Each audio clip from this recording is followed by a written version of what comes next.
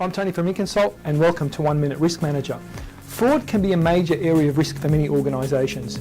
Supplier fraud, employee fraud, insurance fraud and identity fraud, just to name a few.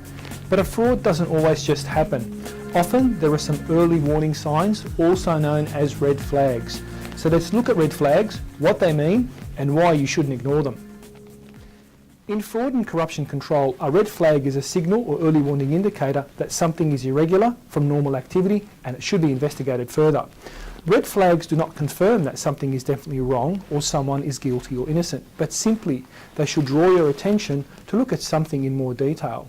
An example of some employee red flags could be an employee suddenly living above their means, discrepancies in their employee travel expenses and a lack of supporting documentation for some expenses. Bear in mind these inconsistencies could be entirely legitimate. Your employee could have won the lottery or received an inheritance. A project could have taken longer than expected and therefore travel expenses were higher, or the service provider failed to provide a receipt. You won't know until you investigate the red flags.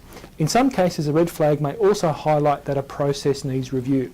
For example, weekly replenishment of a petty cash float instead of every month may not necessarily mean staff are abusing petty cash. This could indicate that the float amount is too low or that your float should be increased. Either way, the process requires review.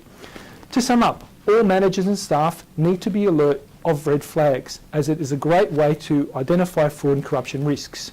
They highlight transactions that need further investigations and areas in need of review to ensure existing controls are adequate. Thank you for watching 1 Minute Risk Manager. If you think managing risk is too hard, think again. Find out more at inconsult.com.au.